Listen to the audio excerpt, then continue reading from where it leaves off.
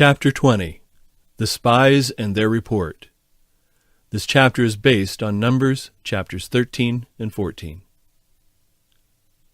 The Lord commanded Moses to send men to search the land of Canaan, which he would give unto the children of Israel. A ruler of each tribe was to be selected for this purpose. They went, and after 40 days returned from their search, and came before Moses and Aaron and all the congregation of Israel, and showed them the fruit of the land. All agreed that it was a good land, and they exhibited the rich fruit which they had brought as evidence. One cluster of grapes was so large that 2 men carried it between them on a staff. They also brought of the figs and the pomegranates, which grew there in abundance. After they had spoken of the fertility of the land, all but 2 spoke very discouragingly of their being able to possess it. They said that the people were very strong that dwelt in the land, and the cities were surrounded with great and high walls, and more than all this, they saw the children of the giant Anak there. They then described how the people were situated around Canaan, and the impossibility of their ever being able to possess it. As the people listened to this report, they gave vent to their disappointment with bitter reproaches and wailing. They did not wait and reflect and reason that God, who had brought them out thus far, would certainly give them the land. But they yielded to discouragement at once. They limited the power of the Holy One and trusted not in God, who had hitherto led them. They reproached Moses and murmuringly said to one another, "This then is the end of all our hopes. This is the land we have been traveling from Egypt to obtain." Caleb and Joshua sought to obtain a hearing, but the people were so excited that they could not command themselves to listen to these 2 men. After they were calmed a little, Caleb ventured to speak. He said to the people, "Let us go up at once and possess it, for we are well able to overcome it." But the men that went up with him said, "We are not able to go up against the people, for they are stronger than we are." And they continued to repeat their evil report and declared that all the men were of great stature. And there we saw the giants, the sons of Anak, which come of the giants. And we were in our own sight as grasshoppers, and so we were in their sight. Israel murmurs again. And all the congregation lifted up their voice and cried, and the people wept that night. And all the children of Israel murmured against Moses and against Aaron, and the whole congregation said unto them, "Would God that we had died in the land of Egypt, or would God we had died in this wilderness? And wherefore hath the Lord brought us unto this land, to fall by the sword, that our wives and our children should be prey? Were it not better for us to return into Egypt?" And they said to one another, "Let us make a captain, and let us return into Egypt." Then Moses and Aaron fell on their faces before all the assembly of the congregation of the children of Israel. The Israelites not only gave vent to their complaints against Moses, but accused God himself of dealing deceitfully with them by promising them a land which they were unable to possess. Their rebellious spirit here rose so high that, forgetful of the strong arm of omnipotence which had brought them out of the land of Egypt, and had thus far conducted them by a series of miracles, they resolved to choose a commander to lead them back to Egypt, where they had been slaves and had suffered so many hardships. They actually appointed them a captain, thus discarding Moses, their patient, suffering leader. And they murmured bitterly against God. Moses and Aaron fell upon their faces before the Lord in the presence of all the assembly of the congregation to implore the mercy of God in favor of a rebellious people. But their distress and grief were too great for utterance. They remained upon their faces in utter silence. Caleb and Joshua rent their clothes as an expression of the greatest sorrow. And they spake unto all the company of the children of Israel, saying, "The land which we passed through to search it is an exceeding good land. If the Lord delight in us, then he will bring us into this land, and give it us, a land which floweth with milk and honey. Only rebel not ye against the Lord, neither fear ye the people of the land, for they are bread for us. Their defense is departed from them, and the Lord is with us. Fear them not." Their defense is departed from them.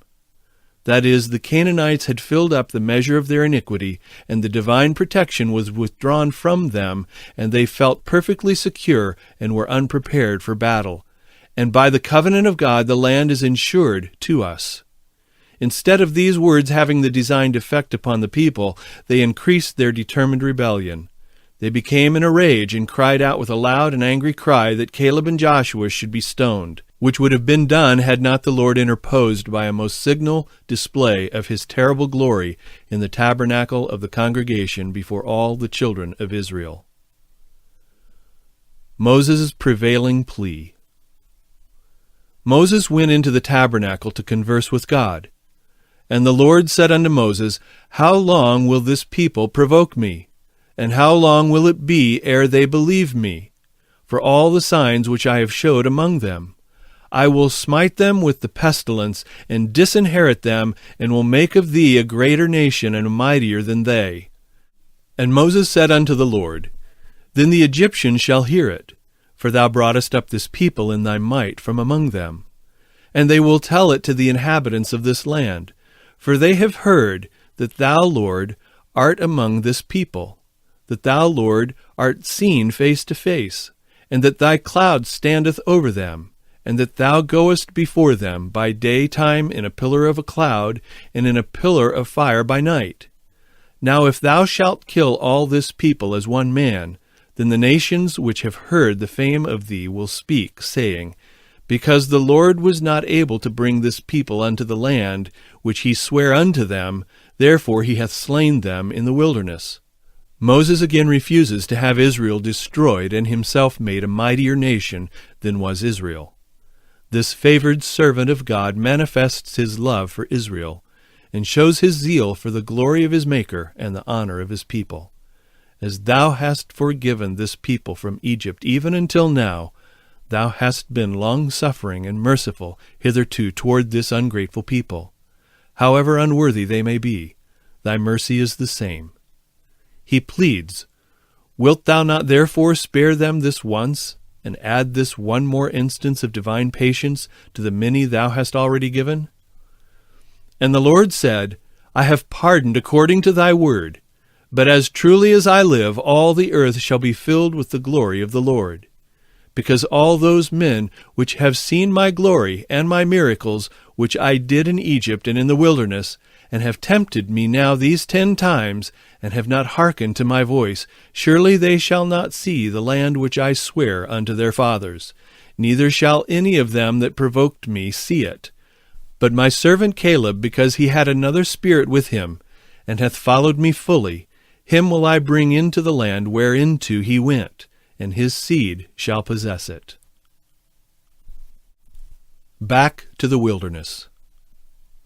The Lord bade the Hebrews return and go into the wilderness by the way of the Red Sea. They were very near the good land, but by their wicked rebellion they forfeited the protection of God. Had they received the report of Caleb and Joshua, and gone immediately up, God would have given them the land of Canaan. But they were unbelieving and showed such an insolent spirit against God that they brought upon themselves the denunciation that they should never enter the promised land.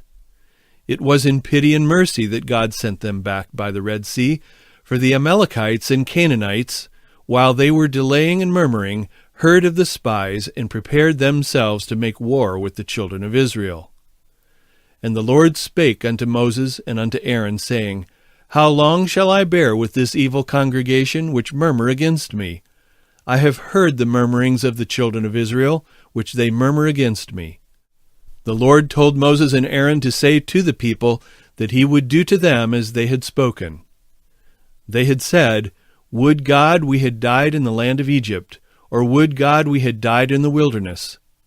Now God would take them at their word. He told his servants to say to them that they would fall in the wilderness, from 20 years old and upward, because of their rebellion and murmurings against the Lord. Only Caleb and Joshua should go unto the land of Canaan. But your little ones, which you said should be a prey, them will I bring in, and they shall know the land which you have despised. The Lord declared that the children of the Hebrews should wander in the wilderness for 40 years, reckoning from the time they left Egypt, because of the rebellion of their parents, until the parents should all die.